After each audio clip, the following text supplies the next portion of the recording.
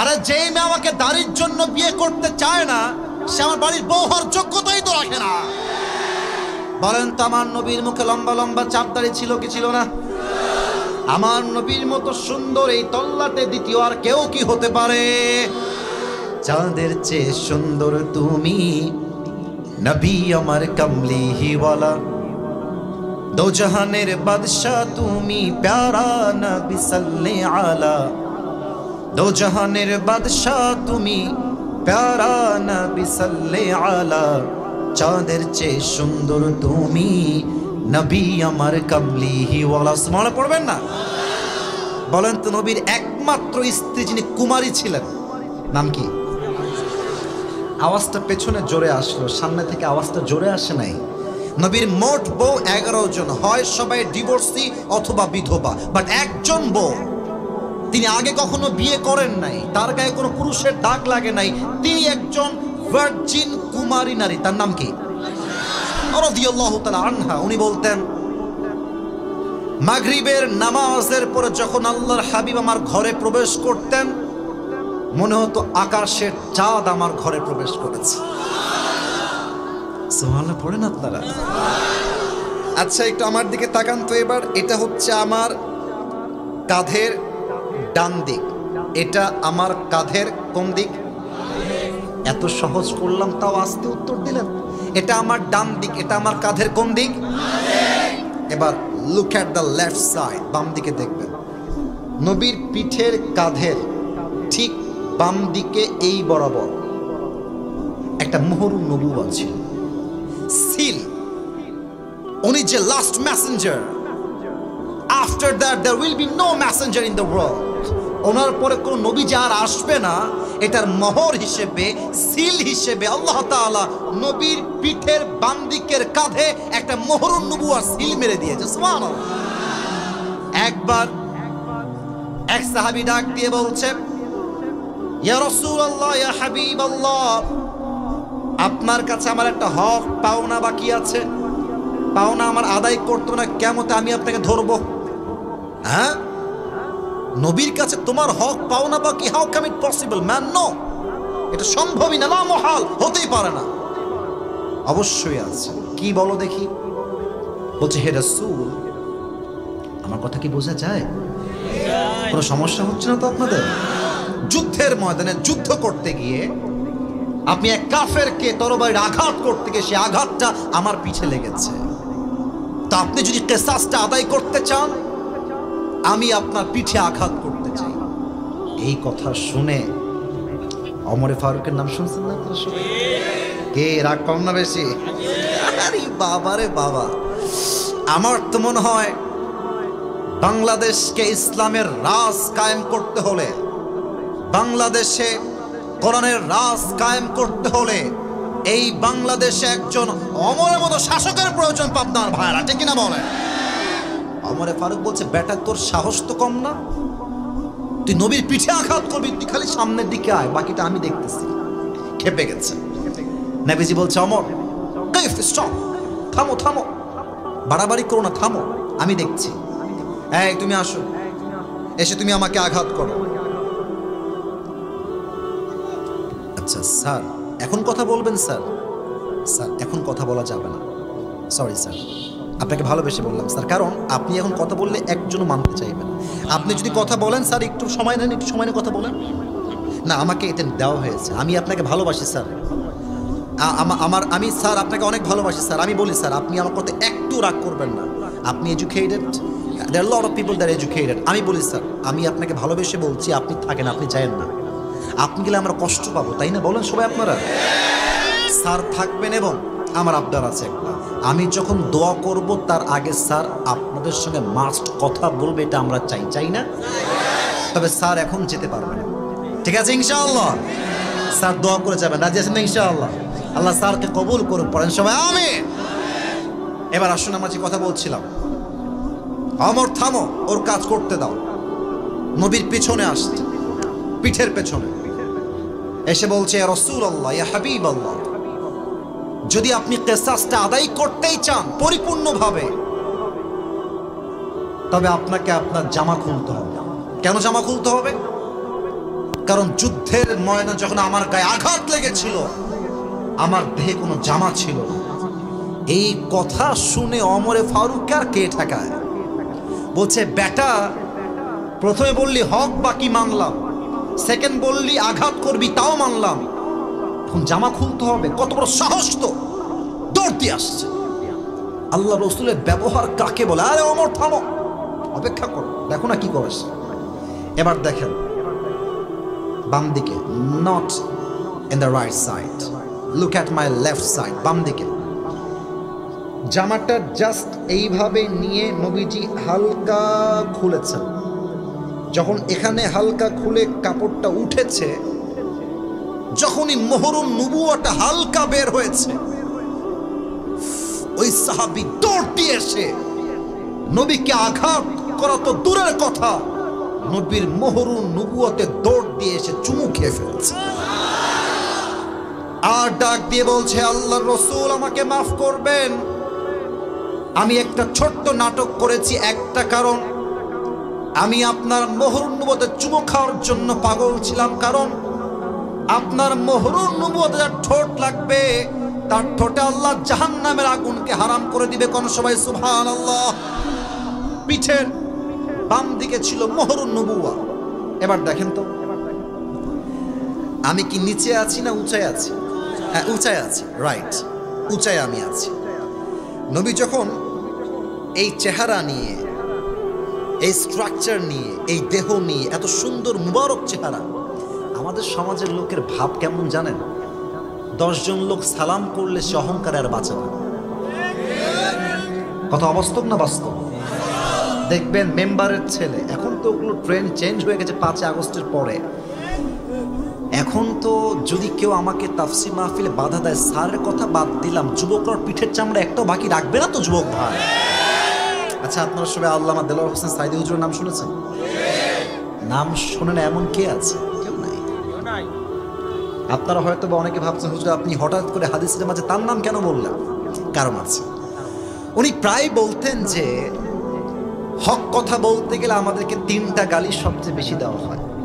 1 জঙ্গিবাদ, 3 মৌলবাদ, 2 বাদ গেছে, 2 নাম্বার মৌলবাদ। তো একটা কথা উনি খুব সুন্দর বলতেন যে মৌলবাদ বললে আমরা রাগটা করি না, আমরা খুশি হই। আমি ভাবলাম কি রে সাইদ হুজুর কি বলে, মাথা কি ঠিক আছে হুজুরের? পরে দেখলাম যে না না, হুজুরের মাথা ঠিক আছে, আমার মাথা ঠিক নাই। কেন ঠিক নাই? উনি বলতেন মৌলবাদ এটা আসছে মূল থেকে। মূল মানে হচ্ছে আল্লাহ, মূল মানে হচ্ছে নবী, মূল মানে কোরআন, মূল মানে হাদিস। উনি বলতেন যারা আমাদেরকে মৌলবাদী বলে গালি দাও, আমরা হলাম মূলবাদী, আমরা গাছের গোড়ায় থাকি। আর তোমরা যারা আমাদেরকে মৌলবাদী বলে গালি দাও তারা সব আগাবাদী, তোমরা গাছের আগায় থাকো। এবার বলেন, না না ঠিক আগে না, পরে পরে, আগে বোঝেন। বলেন তো গাছের আগায় শক্তি বেশি না গোড়ায় শক্তি বেশি? গোড়ায় শক্তি বেশি। উনি বলতেন গাছের আগায় থাকো, বাড়াবাড়ি বেশি করো না। যদি বেশি বাড়াবাড়ি করো 16 কোটি মানুষ মিলে গাছের গোড়ায় একটা ঝাঁকুনি মারবে, মামুর বাড়ি দিল্লি গিয়ে তোমরা পড়বা।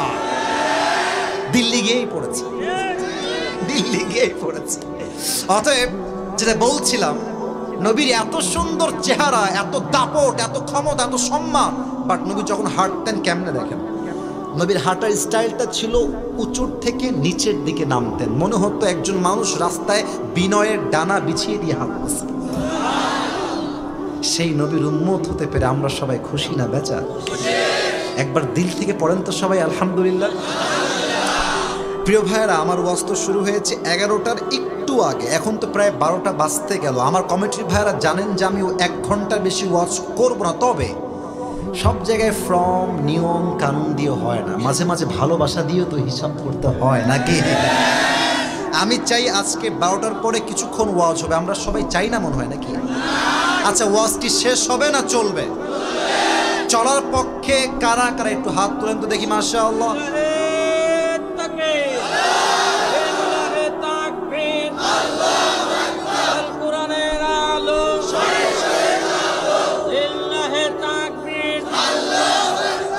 আল্লাহ যেন কবুল করে, পড়েন সবাই আমিন।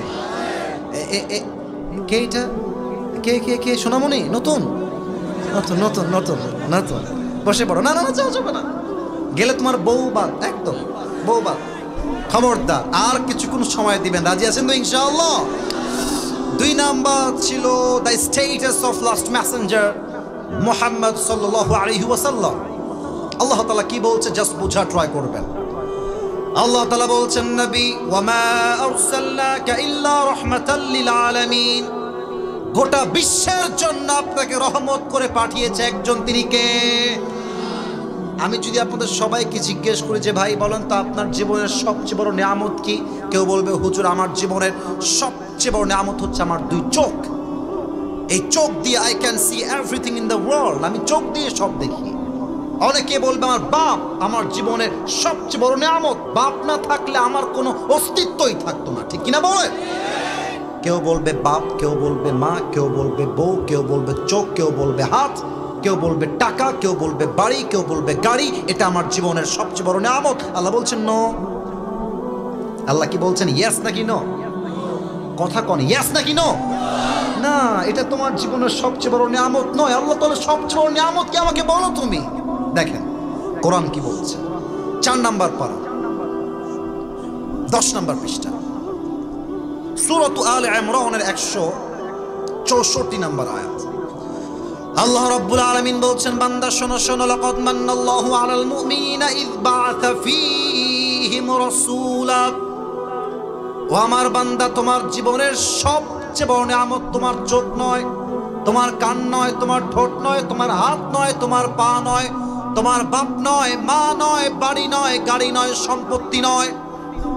আমার দেওয়া তোমার জীবনের সবচেয়ে বড় নিয়ামত হলো আমি আল্লাহ রাব্বুল আলামিন তোমাকে জীবনের শেষ নবীর উম্মত করে পাঠিয়ে দিয়েছি। কোন সবাই সুবহানাল্লাহ। This is the big mercy, blessing and bounties that Allah has given you in this worldly life. আমার জীবনের সবচেয়ে বড় নিয়ামত হলো আমি আমার শেষ নবীর উম্মত হিসেবে দুনিয়াতে এসেছি। সুবহানাল্লাহ পড়ে 4টা প্রশ্ন করব সবাইকে, 4টা, দেখা যাক কে কে পারে। প্রথম প্রশ্ন, নবীর বাবার নাম কি ছিল? এই যে ভয় পেয়ে গেছে, হোয়াট ইজ দিস? ভয় কিসের রে ভাই? আমি খেয়ে ফেলবো নাকি আপনাদেরকে? বাবার নাম কি ছিল? 2 নাম্বারটা উত্তর জোরে দিবেন, নবীর মায়ের নাম কি ছিল? মাশাআল্লাহ, I got the right answer. 3 number, নবীজির দাদার নাম কি ছিল? সঠিক উত্তর। নবীর চাচার নাম কি ছিল? এই যে ভয় পাইছে এবার। নবীর চাচার নাম কি ছিল? আচ্ছা, নবীর বয়স তখন 8 থেকে 9 হবে অন অ্যান অ্যাভারেজ, কিশোর। আপনাদের বাসায়, আপনারা তো গ্রামের লোক, আমিও গ্রামের ছেলে, আমাদের মনে হয় সবারই জন্ম গ্রামে নাকি? আমার জন্ম গ্রামে। আর অনেকে বলে যে গ্রামের ছেলে খ্যাত, এই না সেই না, বোঝে না। আরে বেটা, পুরো পৃথিবী দিবেন চলবে, আপনি আমাকে দিবেন ভাত ডাল চলবে, ভর্তা দিবেন চলবে, সবজি দিবেন চলবে, মুরগি দিবেন চলবে, গরু দিবেন চলবে, কিছুই দিবেন না, 1 গ্লাস পানি দিবেন, একটা ভাত দিবেন আর মরিচ দিবেন, পান্তা ভাত হলেও আমার চলবে। কারণ আমি বড়লোক ঘরে খেয়ে পড়ে দাপুস দুপুস খাওয়া বড়লোক হওয়া ব্রয়লার মুরগি না। আমি মধ্যবিত্ত পরিবারের ছেলে, আমি চাইলে আরাম করতে পারি, আমি চাইলে মাথার ঘাম পায়ে ফেলে কঠোর পরিশ্রম করতে পারি, যে কিনা বলেন? আমার নবী গ্রামের মানুষ ছিল। সুবহানাল্লাহ। গ্রামে আমাদের যাদের বাসা আছে, এটাকে আপনারা কি বলেন? আমরা বলি উঠান, আপনারা কি বলেন? আচ্ছা, আবার অনেকে আঙ্গিনাও বলে, আঙ্গিনাও বলে, উঠান আঙ্গিনা, whatever it is, doesn't matter. মূল ব্যাপারটা হচ্ছে হাদিস। তো আল্লাহর হাবিব উঠানে বা আঙ্গিনায় বসে আছে, আবু তালেব আসছে। নবীর বাবাও এখন দুনিয়াতে নেই, মাও দুনিয়াতে বেঁচে নেই, আবু তালেব আসছে।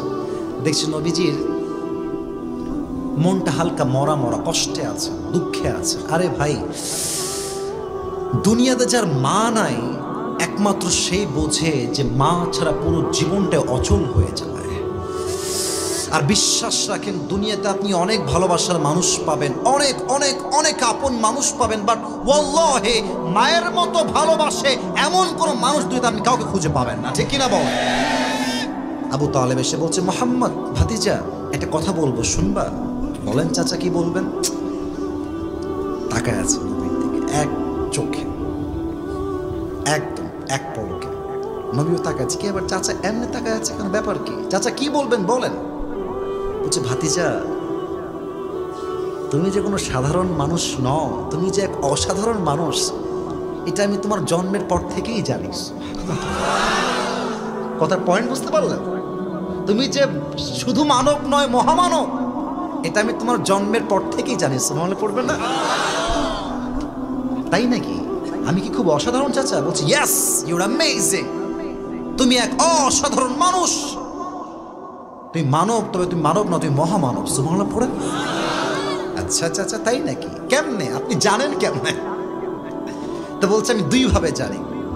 এক, তোমার মায়ের থেকে শুনেছি, আর এক, আমি আমার নিজের চোখেই তোমার সম্মান দেখেছি। সুবহানাল্লাহ। আচ্ছা চাচা, মায়ের থেকে কি শুনেছেন চাচা? বলছে মুহাম্মদ, তোমার মা আমাকে বলেছে যে একজন বাচ্চা যখন মায়ের গর্ভে আসে 10 মাস 10 দিন যাবত মা খানা খাইতে পারে না, ঘুমাইতে পারে না, চলতে পারে না, উঠতে পারে না, ভালো করে ঘুমাইতে পারে না। কিন্তু মুহাম্মদ, যখন থেকে তুমি তোমার মায়ের গর্ভে আসছো তখন থেকে নিয়ে ডেলিভারি পর্যন্ত তোমার মা তার গর্ভে একটা মুহূর্তের জন্য কোনো ব্যথা অনুভব করে নাই। আচ্ছা চাচা, আর কি শুনেছেন? বলেছিলাম কুয়ার থেকে পানি তুলতে এক লাগে রশি, আর এক লাগে। তুমি যখন তোমার মায়ের গর্ভে ছিলে, তোমার মা কুয়ার থেকে পানি তুলতে বালতি আর রশি নিয়ে আসছে। জাস্ট কুয়ার কাছে যখন আসছে, অন্যদিন বালতি ফেলতে হয় রশি লাগাই দিয়ে। বাট যখন তুমি তোমার মায়ের গর্ভে আছো মুহাম্মদ, রশিও লাগে নাই, বালতি ফেলতেও হয় নাই, বরং কুয়ার পানি নিচের দিক থেকে অটোমেটিক্যালি উপরের দিকে উঠে চলে আসছে। আচ্ছা আচ্ছা, আর কি শুনেছেন বলেন? আর কি শুনেছেন? বলছে মুহাম্মদ, যখন তুমি তোমার মায়ের গর্ভে ছিলে, তোমার মা বাহিরে বের হয়েছে, বাহিরে প্রচন্ড রোদের তাপ, প্রখর রোদ। যখন তোমার মা বাহিরে বের হয়েছে, রোদের সমস্ত তাপ দূর হয়ে গিয়েছে, একটা মেঘ এসে তোমার মায়ের মাথার উপর দাঁড়িয়ে ছায়া দেওয়া শুরু করে দিয়েছে। সব হাদিস বলতে পারবো না, লাস্ট একটা হাদিস বলতেছি। নবীজি জাস্ট জন্ম নিয়েছেন, জন্মের কিছুদিন পর আমার 2 হাত কি দেখা যায় মোটামুটি? এই বাচ্চা আমরা এমনে কোলে নিই না মাঝে মাঝে, এই যে এমনে, মানে একটু হাতটা ফাঁকা করে আমরা বাচ্চা কোলে নিই। আমার ছোট্ট বোন যখন হয়েছিল, আমি এভাবে কোলে নিয়ে আজান দিয়েছিলাম। আল্লাহ আমার বোনকে নেক হায়াত দান করুক, পড়েন সবাই আমিন। আপনার কি আমার ছোট্ট বোন একটা আছে, বুশরা, দেখছেন কেউ কেউ? আচ্ছা, দেখেছ না অনেকে। তো নবীজি মায়ের কোলে আছেন, মা নবীজিকে দেখতেছেন, বাচ্চা, it's just like a new born baby, একদম নবজাতক শিশু, নবজাতক শিশু। তাকিয়ে বলছে হালিমাতুস সাদিয়াকে, মানে অ্যাড্রেস করে বলছে, হালিমাতুস সাদিয়া শোনো, আমি তো জীবনে অনেক বাচ্চা দেখেছি, কিন্তু আমার বাচ্চা মুহাম্মদের মতো এত সুন্দর বাচ্চা আমি জীবনেও দেখি নাই। হালিমাতুস সাদিয়া বলছে, আপনি আর কি দেখেছেন? আপনি থাকেন এই এলাকায়, আপনি কোথাও যান না, বাট আমাকে দেখেন। আমি মন্ত্রীর সন্তানকে দুধ পান করাই, আমি নেতার সন্তানকে দুধ পান করাই, আমি দেশে দেশে যাই, সফর করি, সমস্ত নেতা, মন্ত্রী, প্রধানমন্ত্রী বাচ্চাদেরকে আমি দুধ পান করাই। আমি হাজার হাজার লাখো লাখো শিশু আমার 2 চোখ দিয়ে দেখেছি, বাট মুহাম্মদের মতো এত ফুটফুটে সুন্দর বাচ্চা আমি জীবনেও দেখি নাই। এবার আব্দুল মুত্তালিব আসছে, এসে বলছে, তোমরা বেডি মানুষ, তোমরা আর কি দেখেছো? তোমরা তো মহিলা, তোমরা কি দেখেছো জীবনে? আমার থেকে শোনো। আমি মদিনায় সফর করেছি, মক্কায় সফর করেছি, ইরাকে, মিশরে, এমন কোন দেশ নাই যে দেশে আমার সফর হয় নাই। ব্যবসার জন্য পুরো পৃথিবী ভ্রমণ করেছি আমি, বাট আমার পুরো এন্টায়ার লাইফে মুহাম্মদের মধ্যে এত ফুটফুটে সুন্দর বাচ্চা আমি কখনো দেখি নাই। এবার আসছে জিবরাইল, সুবহানাল্লাহ পড়বেন না? জিবরাইল বলছে, আপনারা আর কি দেখেছেন? আদম আলাইহিস সালামকে দুনিয়াতে আমি জান্নাত থেকে নিজে নিয়ে আসছি, ইউনুস আলাইহিস সালামকে মাছের পেটে দেখেছি, ইব্রাহিম আলাইহিস সালামকে আগুনে আমি রক্ষা করেছি, ইউসুফ আলাইহিস সালামকে কুয়ার ভেতরে আমি ধরেছিলাম হাত দিয়ে, ঈসা আলাইহিস সালামকে দুনিয়ার থেকে আকাশে আমি উঠিয়ে নিয়ে গিয়েছি। এমন কোন নবী নাই যে নবীর চেহারা আমি জিবরাইল দেখি নাই। কিন্তু আমি আপনাকে সাক্ষ্য দিচ্ছি, মুহাম্মদের মতো এত সুন্দর মানুষ আল্লাহ সৃষ্টি করে নাই। সুবহানাল্লাহ।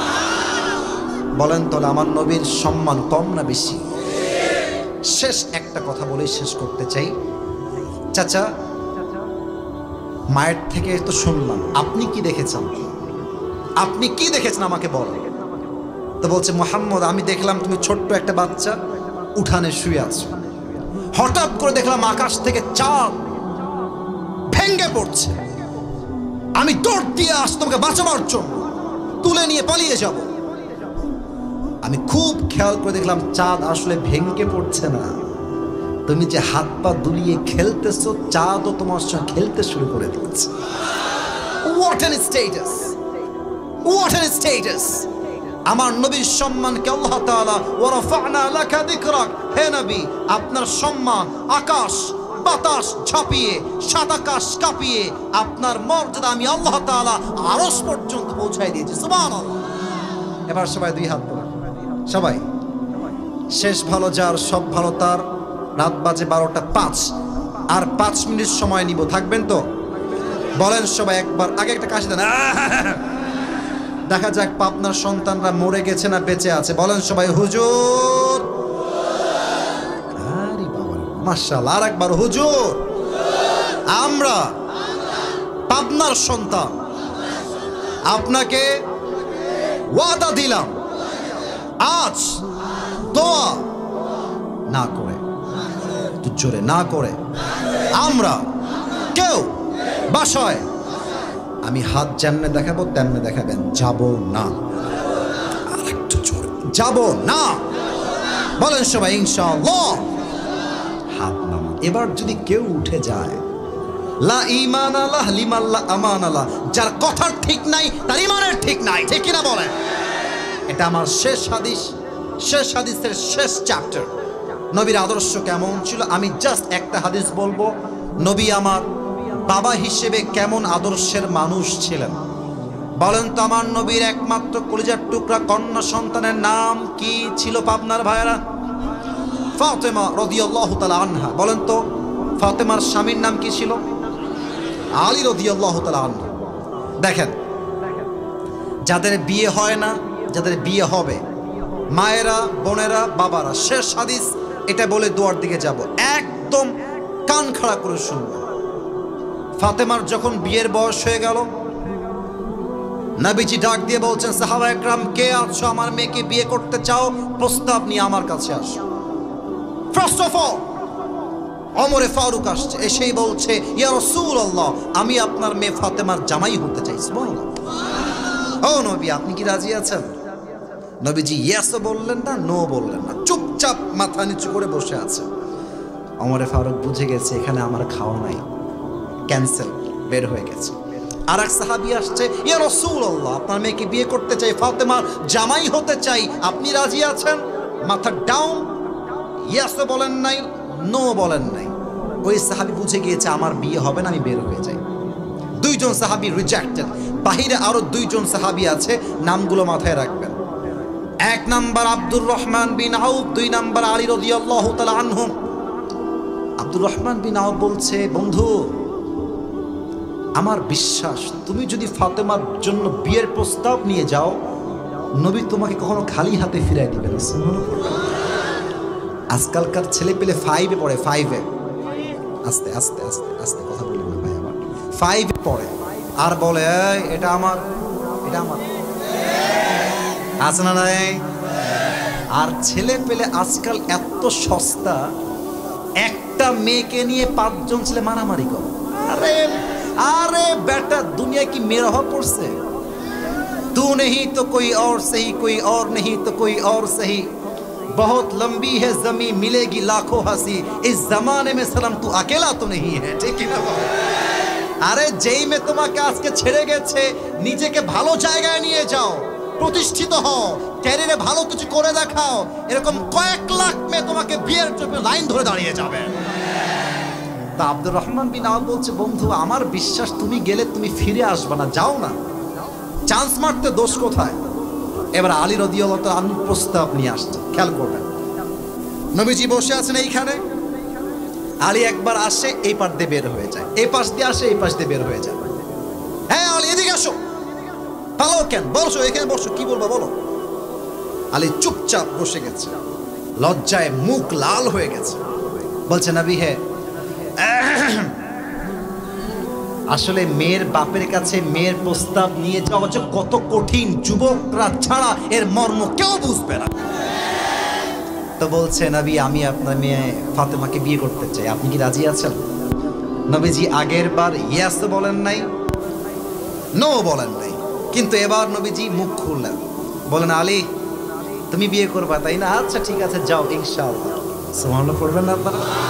কিন্তু আলী রাদিয়াল্লাহু তাআলা আনহু ইনশাআল্লাহর অর্থটা কিটা বুঝতে পারেন নাই, বাহিরে বের হয়ে আসছে, মুখটা বাংলার পাঁচের মতো কালো হয়ে গেছে, মন খারাপ, ভেবেছে আমি রিজেক্টেড।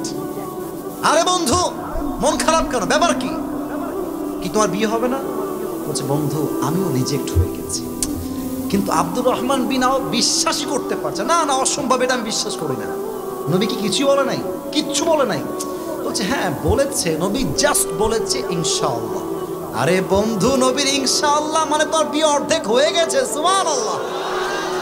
আদর্শ কোথায়? আদর্শ কোথায়?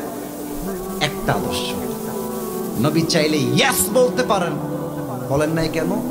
কারণ ফাতেমার থেকে পারমিশন নেওয়া বাকি আছে। কথা বুঝলে বুঝপাতা, না বুঝলে আজকালকার বাবারা মেয়ের জন্য ছেলে পছন্দ করে। হ্যাঁ এদিকে আয়, এখানে বস, মেয়েকে বস, তোর জন্য পাবনা মেন্টাল হসপিটালের পাশে একটা ছেলে পছন্দ করছে, তোর ওকেই বিয়ে করতে হবে। আব্বু তো গাঞ্জা খায়, তোর গাঞ্জা খোরকেই বিয়ে করতে হবে। অনেক বাবা মেয়ের ইচ্ছার বিরুদ্ধে বিয়ে দেওয়ার জন্য মেয়েটার সংসার এক মাসেই ভেঙ্গে চুরে চূর্ণ বিচূর্ণ হয়ে যায়। আপনার মেয়েকে আপনি বসাবেন যে মা তুই রাজি আছিস কিনা আমাকে তাই বল। ফাতেমা আম্মা জান এদিকে আসেন, আম্মা জান আমি আপনার জন্য একটা ছেলে দেখেছি পাত্র হিসেবে। আব্বা জান নাম কি পাত্রে বলেন তো দেখি? ইসমুহু আলী, নাম হচ্ছে আলী। মা তুমি কি রাজি আছো? আমার দিক খেয়াল করেন, কি নাম? আলী। যখনই আলীর নাম শুনেছে ফাতেমার মাথা নিচু হয়ে গেছে, মুচকি হাসিদের চেহারা লাল হয়ে গেছে। আর হাদিসে আসছে বিয়ের ক্ষেত্রে মেয়েরা যদি ইয়েস না বলে মুচকি হাসি দেয় বুঝে নেওয়া লাগবে দাল মে কুছ কালা তো জরুর হ্যায়, তার মানে মেয়েটা রাজি হয়ে গিয়েছে। নবীজি বলছেন মিয়া বিবি রাজি তো ক্যা করেগা, বাস আলীর সঙ্গে ফাতেমার বিয়ে দিয়ে দাও। এখান থেকে শিক্ষা একটাই, বাবা হিসেবে যখনই মেয়েকে বিয়ে দিবেন মেয়েকে আগে জিজ্ঞেস করবেন যে তোমার কোথাও পছন্দ আছে কিনা। যদি মেয়ে বলে আমি বিয়ে করতে চাই তবেই বিয়ে দিবেন। ইসলাম আপনাকে কখনো আপনার মেয়েকে জোর করে তার ইচ্ছার বিরুদ্ধে বিয়ে দেওয়ার পারমিশন ইসলাম করে অ্যালাউ করে নাই। যুবক ভাইরা, বাবা হিসেবে আদর্শ ইউ হ্যাভ টু আর একবার কয়ে দেন, ওর কমন পড়ে গেছে, আমার কথা বোঝেন, পারমিশন নিবেন, রাজি আছেন তো ইনশাআল্লাহ? আল্লাহ নবীর আদর্শ বাবা হিসেবে সবাইকে পালন করার তৌফিক দান করুন, পড়েন সবাই আমিন। সবাই দুই হাত তোলেন শেষবারের মতো, আর কোনো হাত তোলা তুলি নাই, এটাই শেষ হাত তোলা। দুইটা ওয়াদা করবেন, এতেই আমি খুশি, আমার কোনো চাওয়া পাওয়া নাই। আমার যে পরিবেশ আপনারা আমাকে দিয়েছেন, আজকের ওয়াজ পুরো বাংলাদেশে একটা ঐতিহাসিক ওয়াজ হয়ে থেকে যাবে, ঠিক কিনা বলেন? আর পাবনার সন্তানরা প্রমাণ করেছে আজকের মাহফিলে এই পাবনার মাটি এটা ইসলামের ঘাঁটি, ঠিক কিনা বলেন? বলেন সবাই হুজুর, আস্তে বলছে হুজুর, আমরা ওয়াদা দিলাম, দিল থেকে দেন না ওয়াদাটা, বলেন না ওয়াদা দিলাম, আর একবার ওয়াদা দিলাম, আজ থেকে নবীর আদর্শের বাহিরে। কথা কি বোঝা যায়? বুঝে বলছেন তো? আর একবার বুঝে বলেন, নবীর আদর্শের বাহিরে কোন কাজ, জোরে বলেন, কোন কাজ আমি কখনো করব না। বলেন সবাই ইনশাআল্লাহ। এবার হাতটাকে just a little bit raise your hand, একটু উঁচু করেন। এই ওয়াদাটা দ্য মোস্ট ইম্পর্টেন্ট, প্লিজ বলেন সবাই আকাশের দিকে তাকিয়ে আল্লাহ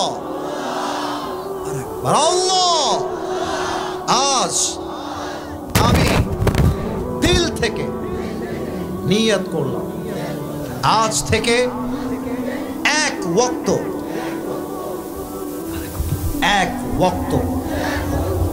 আমি জানি অনেকে ভাববেন হুজুর আমি ওয়াদা করবো না, আমি তো পারবো না। আরে ভাই নিয়ত করেন, বাকিটা পূরণ করবে একজন, তিনি কে?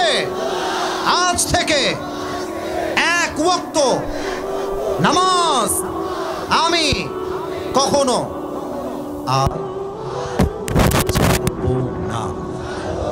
আমি যতক্ষণ না দেখবো আমি মানতে পারবো না। বলেন সবাই ছাড়বো না। বলেন সবাই হাত তুলে ইনশাআল্লাহ। আল্লাহ যেন কবুল করে। পড়েন সবাই আমিন।